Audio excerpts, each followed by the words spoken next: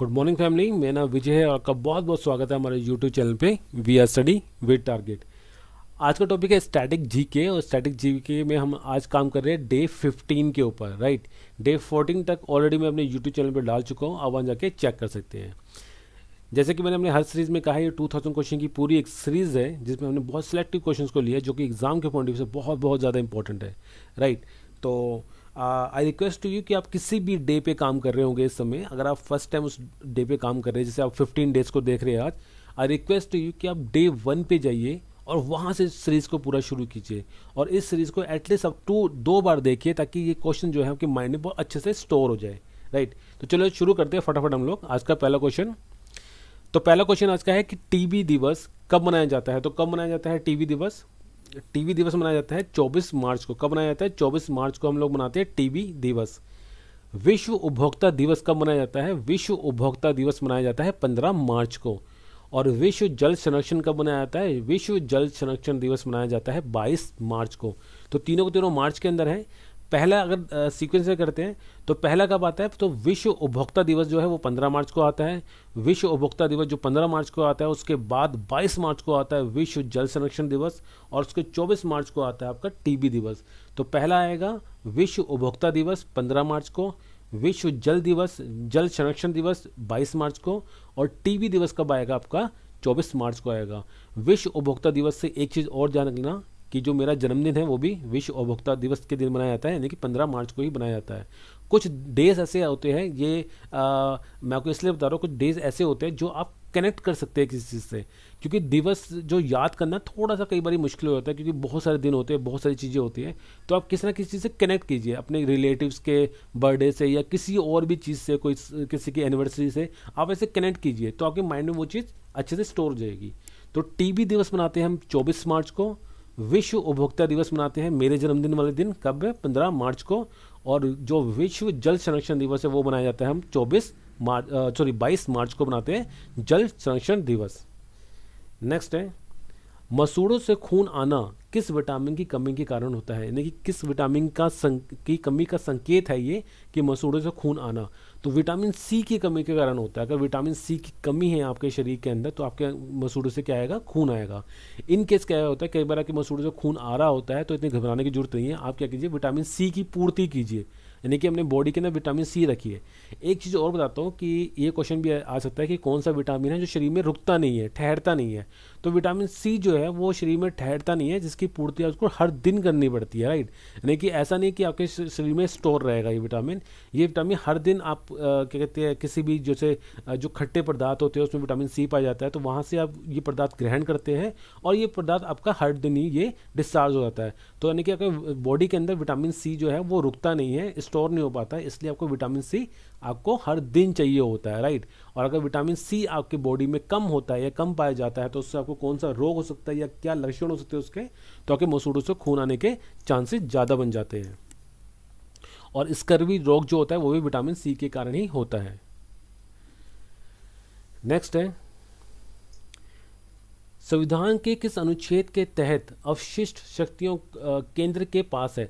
तो क्वेश्चन कहना जाता है कि संविधान का, भारतीय संविधान का कौन सा ऐसा अनुच्छेद है जो केंद्र को ये शक्ति प्रदान करता है, केंद्र को ये पावर देता है कि जो अवशिष्ट शक्तियां हैं ये उसके अंडर में आएगी। ठीक है, जैसे अनुसूची होती है ना, राज्य अनुसूची, केंद्र अनुसूची, ऐसी जो अवशिष्ट शक्तियां हैं वो किसके अंडर में आएगी? तो अवशिष्ट जो शक्तियां हैं इस पे कौन काम करेगा? केंद्र काम करेगा।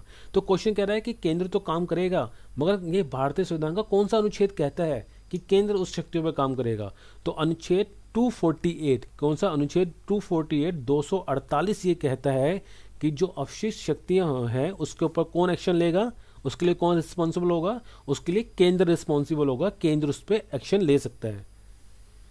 नेक्स्ट है, सहारा मरुस्थल किस देश में स्थित है? तो सहारा कहाँ पे? उत्तरी अफ्रीका में। कहाँ पे? जो नॉर्थ अफ्रीका का पार्ट है यहाँ पे सहारा मरुस्थल है। नेक्स्ट है, चार वर्ण के समाज का वर्णन ऋग्वेद की कौन से मंडल में किया गया? हाँ, तो ये कह रहा है जो चार वर्ण है, ठीक है, जो चार वर्ण है इसका जो वर्णन किया गया, जो समाज का, जो सोसाइटी के जो चार वर्ण बनाए गए थे, इसका जो वर्णन है, जो लिखित में वर्णन है वो कहाँ पे है? कौन से ऋग्वेद के कौन से मंडल में है? तो कौन से मंडल में? 10वें मंडल में है। क्वेश्चन ये भी पूछा जा सकता है कि जो चार वर्ण है, समाज के चार वर्ण, इसका जो वर्णन है वो किस किस वेद के अंदर है। तो वेद कौन सा होगा, कौन सा होगा, ऋग्वेद होगा। डीपली पूछेगा तो ये पूछेगा कि ऋग्वेद के कौन से मंडल में ये लिखित है कि समाज के चार वर्ण होंगे। तो किस मंडल में है, 10वें मंडल में। यानी कि ऋग्वेद का जो 10वां मंडल है वो ये कहता है कि जो समाज है वो कितने भागों में बटा होगा, 4 भागों में बटा होगा। नेक्स्ट है, बुध ग्रह के पास कितने उपग्रह है। तो कितने उपग्रह है बुध ग्रह के पास, 0, 0। बुध ग्रह के पास कोई भी उपग्रह नहीं है, बुध ग्रह के पास कोई भी उपग्रह नहीं है, ठीक है। और बुध ग्रह सूरज के सबसे पास है, मगर बुध ग्रह सबसे ज़्यादा गर्म ग्रह नहीं है। शुक्र ग्रह जो है ना वो सबसे ज़्यादा गर्म ग्रह है। मैंने कई बार रिपीट किया क्वेश्चन ने पहले भी कि जो शुक्र ग्रह है वो सबसे ज़्यादा गर्म ग्रह है। और क्यों है, क्योंकि उसका जो उसका एटमॉस्फेयर है, जो उसका वायुमंडल है, उसमें कार्बन डाइऑक्साइड गैस की मात्रा ज़्यादा है। क्वेश्चन बन जाता है कि शुक्र ग्रह इतना गर्म ग्रह क्यों है, क्योंकि उसके वायुमंडल में कार्बन डाइऑक्साइड की मात्रा ज़्यादा है। क्वेश्चन यही बनता है कि सबसे गर्म ग्रह कौन सा होता है, तो सबसे गर्म ग्रह भी कौन सा होता है, शुक्र ग्रह होता है। सिर्फ ये मत देखना कि दूरी में कौन सा है। ये सोचो कि पहले जो पहला पड़ता है वो बुध ग्रह है, तो बुध ग्रह जो सबसे पास है वो सबसे ज़्यादा गर्म होगा, तो मगर ऐसा नहीं है, ठीक है। कार्बन डाइऑक्साइड की वजह से जो शुक्र ग्रह है वो सबसे गर्म ग्रह माना जाता है। नेक्स्ट है कि डोवर जो जल संधि है वो किस सागरों को आपस में जोड़ती है। मैंने पहले ही बोला था जो जल संधियाँ होती है ये सागरों को तो जोड़ती है, और जो लैंड होती है, जो स्थल होता है, उसको आपस में अलग करती है। तो डोवर जो जल संधि है वो इंग्लिश चैनल और उत्तरी सागर, इंग्लिश चैनल और उत्तरी सागर को क्या करती है, जोड़ती है। और किन के बीच में है, तो ग्रीनलैंड और कनाडा, ग्रीनलैंड और कनाडा के बीच में है डोवर संधि, ठीक है। क्वेश्चन ये आएगा कि ग्रीनलैंड और कनाडा के बीच में कौन सी जल संधि है। तो ग्रीनलैंड और कनाडा के बीच में डोवर जल संधि है। क्वेश्चन ये भी आ सकता है कि कौन सी जल संधि ग्रीनलैंड और कनाडा को आपस में अलग करती है। तो डोवर जल संधि जो है वो ग्रीनलैंड को कनाडा से अलग करती है। क्वेश्चन आता है कि कौन सी जल संधि इंग्लिश चैनल और उत्तरी सागर को जोड़ती है। तो डोवर जल संधि इंग्लिश चैनल को उत्तरी सागर से जोड़ती भी है। नेक्स्ट है, विश्व का सबसे बड़ा रेगिस्तान, जिसे एक चीज़ होता है, जो ऊपर जो क्वेश्चन है जल संधि वाले थोड़े से कंफ्यूजन रहते हैं, कई बार नहीं समझ में आते कि कैसे कैसे हैं। तो मेरे ही चैनल के अंदर एक प्लेलिस्ट है जिसे मैंने एक इंपॉर्टेंट टॉपिक करके नाम दे रखा है, उसके अंदर जल संधि वाला सारा टॉपिक करा रखा है, और उस जल संधि के अंदर मैंने मैप के थ्रू भी बताया हुआ है। तो आपसे यही रिक्वेस्ट है कि आप उस जो टॉपिक्स वाली जो मेरी प्ले लिस्ट है उसको ज़रूर देखिए, क्योंकि उसमें थोड़ा सा मैंने अच्छे तरीके से बताया गया है उसके अंदर। क्योंकि इसके अंदर मैं मैप नहीं लगा सकता, क्योंकि ये तो क्वेश्चन आंसर की सीरीज चल रही है, राइट। उसमें जब आप मैप देखेंगे तो आपको समझ आएगा कि ग्रीनलैंड कहाँ पे है, कनाडा कहाँ पे है, और किस इसके भाग के बीच के भाग को क्या कहते हैं। तो ग्रीनलैंड और कनाडा के बीच के भाग को क्या कहते हैं, डोवर जल संधि कहते हैं। डोवर जल संधि किसको आपस में जोड़ेगी, तो एक तरफ क्या है आपका इंग्लिश चैनल है, दूसरी तरफ क्या है आपका उत्तरी सागर है, तो इसको क्या करती है, ज्वाइंट करती है इसको। तो वो जो टॉपिक्स वाली सीरीज है मेरी, उसको भी आप जरूर गो थ्रू करना। नेक्स्ट क्वेश्चन है कि विश्व का सबसे बड़ा रेगिस्तान कौन सा है। तो कौन सा रेगिस्तान है सबसे बड़ा, सहारा, जो थोड़े देर पहले कर रहे थे, कहाँ पे, उत्तरी अफ्रीका में। जो नॉर्थ अफ्रीका का पार्ट है वहाँ पे कौन सा मरुस्थल है, सहारा है। और ये कौन सा है, ये विश्व का सबसे बड़ा रेगिस्तान है। नेक्स्ट क्वेश्चन है कि भारतीय संविधान की किस अनुसूची में शपथ का वर्णन है। तो यानी कि भारतीय अनुसंधान की कौन सी ऐसी अनुसूची है जो शपथ के बारे में बात करती है। तो अनुसूची जो थर्ड है, जो तीसरी अनुसूची है, वो किसके बारे में बात करती है, वो शपथ के बारे में बात करती है। जो दूसरी अनुसूची है, सेकंड जो अनुसूची है, वो वेतन के बारे में बात करती है। किसके बारे में बात करती है, दूसरी अनुसूची वेतन के बारे में बात करती है। तीसरी अनुसूची किसके बारे में बात करती है, शपथ के बारे में बात करती है। नेक्स्ट है, और एक अनुसूची और इंपॉर्टेंट है, 8वीं अनुसूची। अगर क्वेश्चन आता है कि मानक भाषा कौन सी अनुसूची में है, तो मानक भाषा जो है वो 8वीं अनुसूची में ही है, ठीक है। नेक्स्ट है, मानव रक्त का पीएच मान कितना होता है। तो जो हमारा जो ब्लड होता है, ठीक है, जो ह्यूमन ब्लड होता है उसका पीएच मान कितना होता है। तो ह्यूमन का जो ब्लड का पीएच मान होता है वो 7.4 होता है। कितना होता है, 7.4 होता है मानव रक्त का पीएच मान। जल का जो पीएच मान होता है वो कितना होता है, वो होता है 7। कितना होता है, 7 होता है जल का पीएच मान। दूध का पीएच मान कितना होता है? 6.4 होता है। कितना? 6.4। ये क्वेश्चन आपको ग्रुप डी में तो देखने को मिल सकता है। पीसेस का कुछ पता नहीं कि पीसेस में इस तरह का क्वेश्चन आएगा नहीं आएगा, मगर करके जाना, कुछ आइडिया नहीं होता है। कई बार पीसेस में बहुत बेसिस के क्वेश्चन भी पूछ लिए जाते हैं और हम लोग करते नहीं है पीसेस के तैयारी के समय। तो ग्रुप डी में तो ये क्वेश्चन पूछा जा सकता है। पीसेस के लिए आप उसको तैयार करके जाना, मेरे ख्याल से मैं तो ये एडवाइस करूँगा कि आप तैयार करके जाना। पीएच मान वाले क्वेश्चन इंपॉर्टेंट रहते हैं। तो मानव रक्त का जो पीएच मान कितना है? 7.4 है। कितना है मानव रक्त का पीएच मान? 7.4। जल का पीएच मान कितना है? 7। जल का पीएच मान क्या होता है? 7 होता है। और दूध का पीएच मान क्या होता है? 6.4 होता है। कितना होता है दूध का पीएच मान? 6.4। नेक्स्ट है कि इडुक्की बांध किस नदी पर स्थित है? तो इडुक्की बांध कहाँ पे है? पेरियार नदी पर। कौन सी नदी पर? पेरियार नदी पर स्थित है इडुक्की बांध। है कहाँ पे? केरल में है। कहाँ पे? केरल में। केरल के 2 बांध और करते हैं। इडुक्की बांध पेरियार नदी पर केरल में, मुल्ला पेरियार बांध पेरियार नदी पर केरल में, और बनसुरा सागर बांध यह है काबिनी नदी पर और कहाँ पे? केरल में। तो इडुक्की बांध और मुल्ला पेरियार थोड़ा सा इंपॉर्टेंट है, मगर मैंने नीचे वाले बांध भी ले लिया है, बनसुरा बांध, क्योंकि कुछ नहीं पता चलता कई बारी टॉपिक वही रहता है, मतलब बकेट वही रहती है और क्वेश्चन थोड़ा सा और डीपली पूछ लिया जाता है।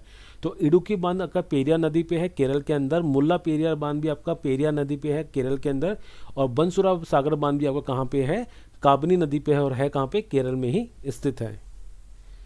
नेक्स्ट है कि सी राजगोपालाचार्य को भारत रत्न किस वर्ष दिया गया था? तो सी राजगोपालाचार्य को भारत रत्न किस वर्ष दिया गया था? 1954 में, 1954 में दिया गया था सी राजगोपालाचार्य को भारत रत्न। और भारत रत्न स्टार्ट कब हुआ था? तो भारत रत्न स्टार्ट भी अभी हुआ था 1954 में। ठीक है, तो कब दिया गया था? 1954 में दिया गया था पहला भारत रत्न, और किनको मिला था? सी राजगोपालाचार्य जी को मिला था।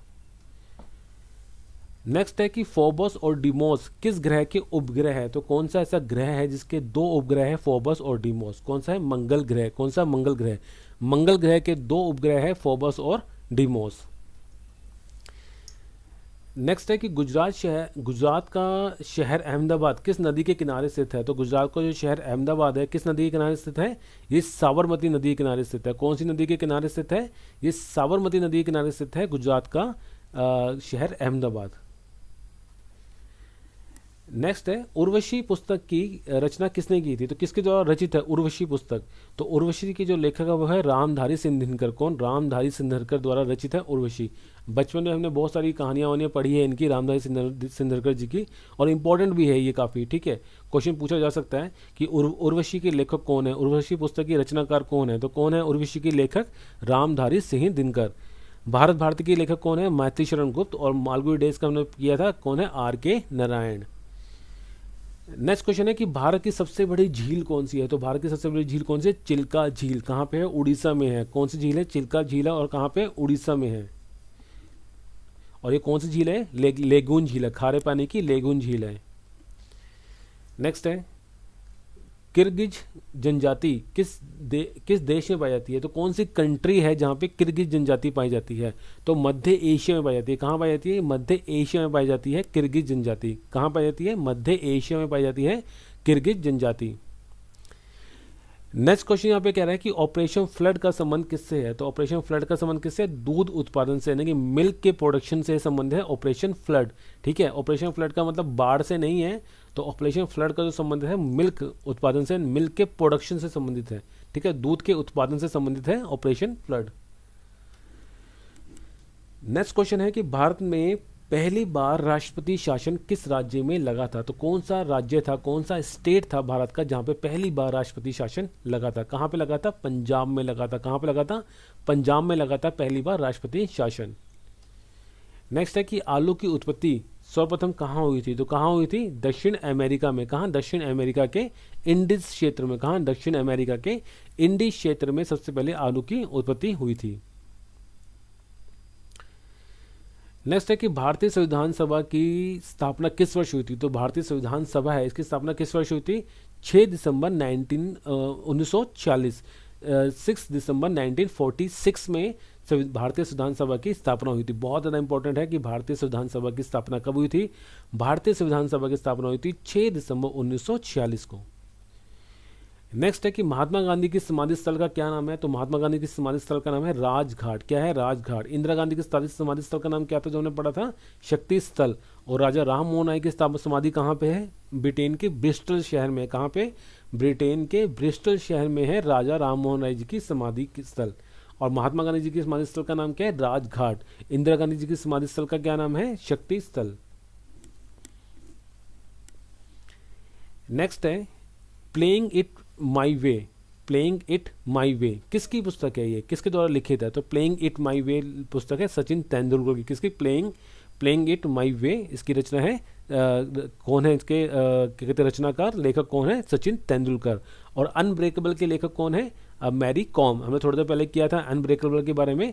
अनब्रेकेबल के रचनाकार है मैरी कॉम और प्लेइंग इट माई वे के रचनाकार है सचिन तेंदुलकर। नेक्स्ट क्वेश्चन यहाँ पे है कि काराकोरम दर्रा भारत के किस राज्य में स्थित है? तो कौन सा स्टेट है जहाँ पे काराकोरम दर्रा है? तो कहाँ पे है? जम्मू कश्मीर में। कहाँ पे? जम्मू कश्मीर में है काराकोरम दर्रा।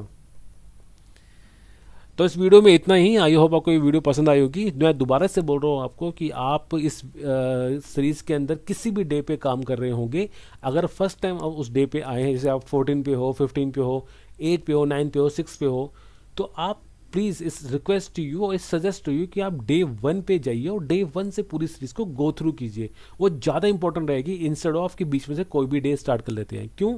क्योंकि समझिए पढ़ने का पूरा एक तरीका होता है, एक प्रोसेस होता है।